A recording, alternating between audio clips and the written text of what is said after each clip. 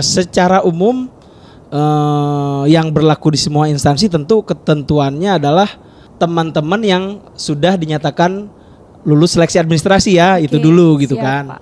Nah, kemudian untuk hal-hal yang biasanya harus dibawa itu secara umum yang pasti adalah identitas KTP asli itu biasanya yang harus dibawa itu kuncinya KTP asli, kemudian juga kartu peserta ya, kartu peserta yang dicetak berwarna.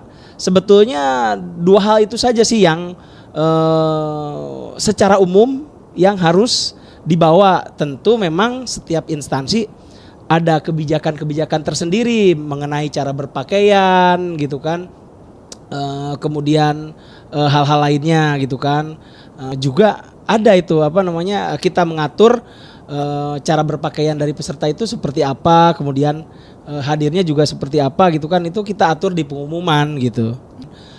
Kalau KTP asli hilang itu bisa juga diharuskan membawa kartu keluarga asli gitu kan, kartu keluarga asli gitu kan, bagi yang belum ber QR code ya. Tapi kan kalau yang sekarang itu generasi terbaru kartu keluarganya sudah ber QR code gitu kan. Jadi dipastikan di scan dulu itu kartu keluarganya, kemudian valid dan aktif kartu keluarganya gitu kan. Juga dapat didukung oleh yang sekarang kan kartu identitas digital tuh yang di aplikasi ya gitu kan. Tapi memang untuk kartu identitas digital karena ketentuannya ke ruangan tes itu tidak boleh membawa hal lain selain KTP dan kartu tes gitu kan, kartu peserta termasuk handphone ya, itu memang kartu identitas digitalnya itu juga wajib di print kalau memang mau menggunakan itu ya. Kalau baju tentu disampaikan bahwa baju harus putih polos ya gitu kan, tidak bermotif. Kemudian untuk bawahan juga celana atau rok itu juga harus warna hitam gitu kan. Kemudian bagi perempuan yang berkerudung ya kerudungnya juga warna hitam gitu kan. Untuk sepatu sendiri gitu kan, kita tidak menentukan harus sepatu pantofel atau seperti apa, yang jelas kami minta itu sepatunya berwarna hitam gitu kan. Memang untuk berpakaian ini juga agak tricky gitu kan, seperti celana kita sampaikan kan tidak boleh menggunakan celana jeans, chinos dan lain-lain yang sejenisnya ya gitu kan. Kita harus menggunakan celana bahan gitu kan. Kira-kira itu sih untuk berpakaian secara umum ya gitu kan. Tidak kita, kalau untuk laki-laki jelas berkerah ya, memang baju formal secara umum lah gitu kan, tidak menggunakan kaos gitu kan. Artinya kemeja, kalau kemeja kan memang definisi kemeja itu ya berkerah gitu kan. Memang baju yang tertutup berwarna putih total ya, bukan bentuknya hanya outer aja atau seperti apa, tapi memang kemeja gitu kan. Di pengumuman itu kemeja berwarna putih ya gitu kira-kira. Jadi memang untuk yang boleh dibawa ke ruang ujian itu tadi hanya kartu identitas KTP dan kartu peserta aja gitu kan. Hal-hal lain misalkan perhiasan gitu kan, itu pun Pak, kita minta copot semua gitu kan. Mulai dari anting gitu kan, cincin atau kalung gitu kan, itu kita minta copot semua. Nah, gitu kan nanti kita ceritalah ada kasus atau case di 1-2 hari ini tentang permasalahan aksesoris itu gitu kan. Memang ada peserta-peserta yang misalkan antingnya itu kesulitan untuk dicopot gitu kan, sebaiknya nanti diantisipasi. Nanti kita bicara soal antisipasi itu ya. Jadi nanti semua barang-barang yang menempel itu yang dipakai, dompet, uang, perhiasan itu ya dimasukkan ke tasnya untuk kemudian nanti tasnya itu dititipkan di locker room, di tempat penitipan barang itu kan kami sediakan, panitia sediakan, jangan khawatir gitu. Ya, yang Paling banyak terjadi adalah yang pertama masalah waktu gitu kan. Waktu kedatangan. Kan kita sarankan kedatangan itu 60 menit atau 90 menit sebelum ujian dimulai. Dari hasil evaluasi kita beberapa hari ini berjalan, itu masih banyak peserta yang memang datangnya mepet-mepet gitu kan, sehingga begitu sampai ke lokasi tes harus lari-lari gitu kan kasihan gitu kan, atau juga bahkan ada yang terlambat. Kalau yang terlambat begitu sesi ujian sudah dimulai, walaupun itu terlambatnya hanya 1 menit, ketika sesi pinnya sudah di closing, itu sama sekali sudah tidak bisa masuk dan kami suruh pulang kembali gitu kan, karena memang aturannya ini agak sedikit ketat. Jadi memang masalah manajemen waktu dari peserta ini penting sekali lah gitu kan menurut kami itu. Begitu pertama kali datang kan nanti akan ada petugas yang mengarahkan untuk peserta duduk di ruang tunggu ya, ruang tunggu pertama kali datang gitu kan. Di sana akan diinfokan hal-hal apa aja yang memang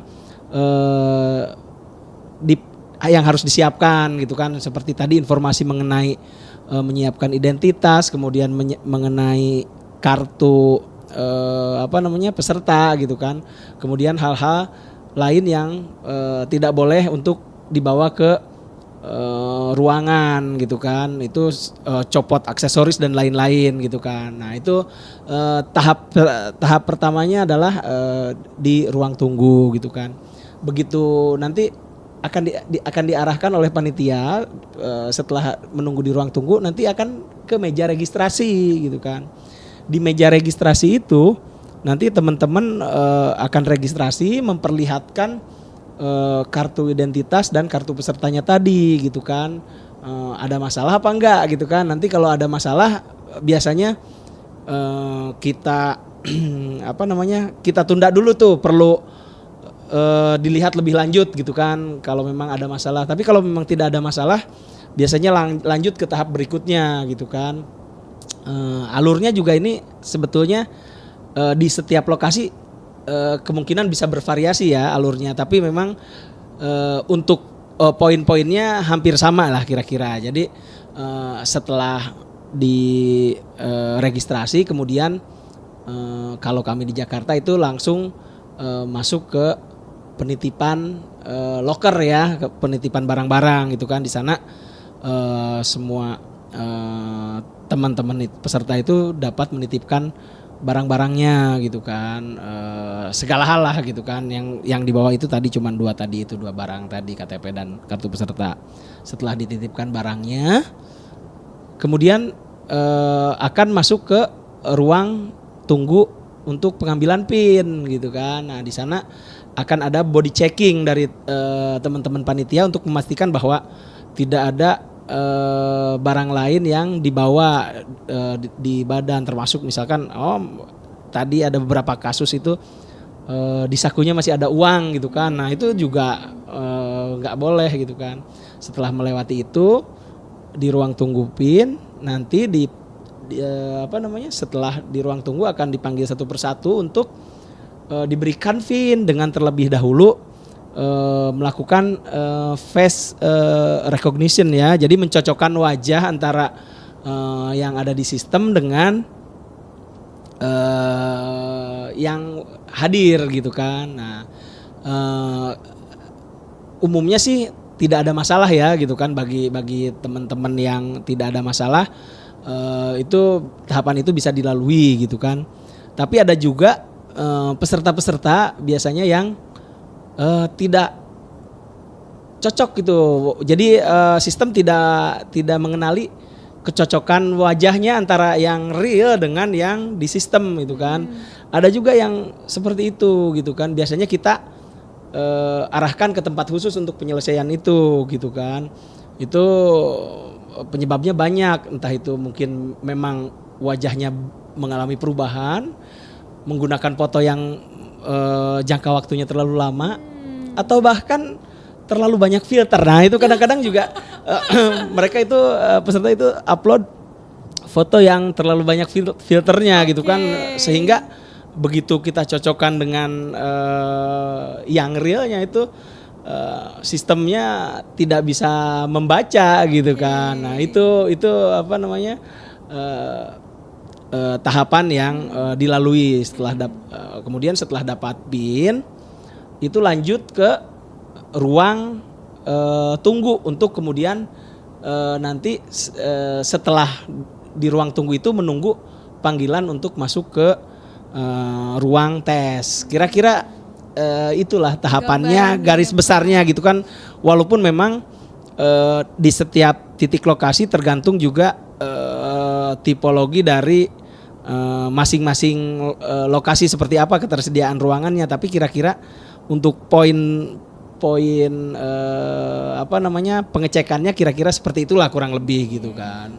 Nah, itu ada langkah-langkah dari panitia instansi ataupun BKN memang yang menjadi SOP kami gitu kan untuk memastikan karena kan yang tidak cocok ini kan jadi indikasi awal bahwa oh ini orang yang tes itu orang yang sama atau tidak gitu kan. Jangan-jangan yang datang ini adalah joki kan gitu kan. Jadi itu sebetulnya ketika tidak cocok itu jadi petunjuk awal bagi panitia gitu kan. Kemudian untuk nanti kita tangani kita validasi itu kan orang ini apakah betul yang bersangkutan melalui tentu dengan berbagai cara-cara yang sudah jadi SOP gitu kan. Tentu tidak bisa disampaikan di sini ya gitu kan, karena nanti kalau misalkan ada jokinya denger ketahuan nanti trik kita. Jadi memang di tes tahun-tahun sebelumnya itu karena masih dampak dari pandemi gitu kan, itu ada kewajiban untuk masker dan lain-lain gitu kan. Tapi untuk tahun ini gitu kan karena situasi juga sudah kembali seperti biasa, justru memang penggunaan masker itu tidak diperbolehkan gitu kan, karena kan tadi salah satunya juga kan untuk pengenalan wajah gitu kan. Iya, jadi kalau mengacu ke ketentuan di pengumuman, para peserta yang tidak mengikuti aturan gitu kan atau ketentuan itu memang dapat kami nyatakan untuk gugur gitu kan, karena dia tidak mengikuti ketentuan gitu kan. Tapi kan tentu kita lihat di lapangan kondisinya masing-masing ya gitu kan. Kalau memang mungkin celananya tidak sesuai gitu kan, atau sepatunya tidak sesuai ya kita jikalau waktunya masih panjang, kita kadang masih memberikan kesempatan untuk mereka, oh ya silahkan kalau mau cari celana di pasar sebelah atau di mall sebelah gitu kan, silahkan beli gitu kan. Karena kan asumsi kami kan seperti ini ya, peserta itu kan seharusnya sudah membaca apa yang menjadi tata cara gitu kan, apa yang menjadi aturan-aturan dari kami gitu kan. Jadi memang setelah kami cermati bahwa masih banyak rupanya peserta itu yang tidak membaca ketentuan, membaca pengumuman dengan teliti gitu kan. Yep. Kalau mau lolos ya skornya harus dapat skor paling tinggi.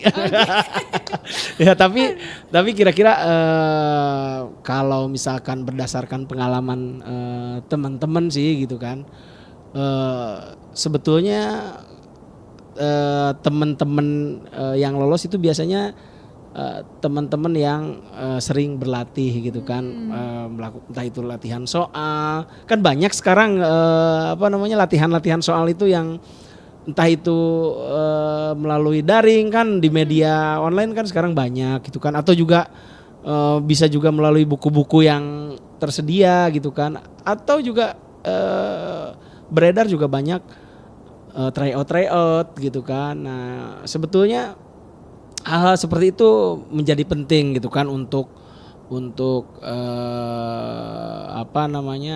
kemampuan teman-teman dalam persiapan tes gitu kan.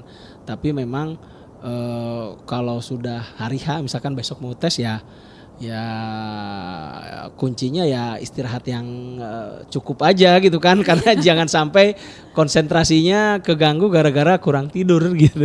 Jadi gini, apa namanya? Nanti kan pada saat teman-teman tes itu kan skornya dapat dilihat ya berapa skornya gitu kan. Kemudian juga BKN itu menyediakan juga fitur live score gitu kan untuk melihat gitu kan. Jadi ketika teman-teman pelamar di hari itu atau di sesi itu juara satu paling tinggi, ya ketika diakumulasikan belum tentu gitu kan. Barangkali mungkin di hari-hari yang lain ada yang lebih tinggi gitu kan. Nanti sistem kerjanya adalah nilai-nilainya dicatat, kemudian secara sistem itu sistemnya BKN yang akan mengurutkan gitu kan. Nanti kan pada saat pengumuman itu biasanya sangat transparan, nilai dari setiap peserta itu publish, diberitahukan. Jadi kalau memang terdapat hal-hal yang aneh ya sangat mudah untuk ininya, untuk apa namanya ketahuannya gitu kan. Saluran pengaduan juga sekarang banyak gitu kan, kira-kira seperti itu.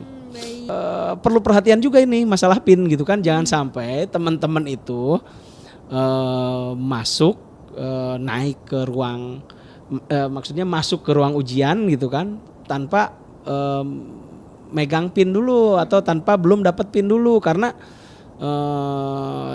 dari evaluasi beberapa hari belakangan termasuk gak hanya BKKBN gitu kan, ada aja itu yang teman-teman yang tidak mengikuti arahan gitu kan, motong jalur gitu kan, seharusnya flow-nya ke tempat apa namanya, ke tempat steril gitu kan, ini belum dapat PIN langsung main naik aja, langsung main masuk aja ke ruang ujian gitu kan, karena kebetulan ada rombongan peserta yang memang sudah diarahkan ke ruang ujian gitu kan, sehingga pada saat di ruangan bingung, oh saya belum dapat PIN gitu kan. Jangan sampai seperti itu. Jadi tolong sekali mengikuti arahan panitia gitu kan. Kalau PIN itu memang diberikan pada saat di lokasi oleh panitia gitu kan. Jadi itu dicatat dituliskan di kartu pesertanya biasanya gitu kan.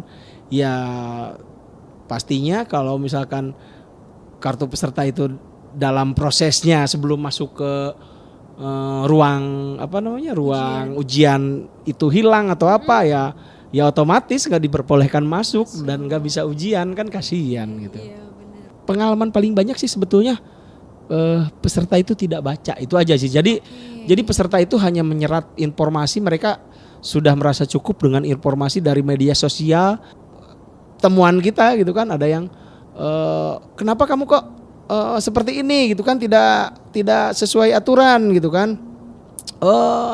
Ketentuannya kan harus menggunakan baju ini, misalkan baju putih ini gitu kan.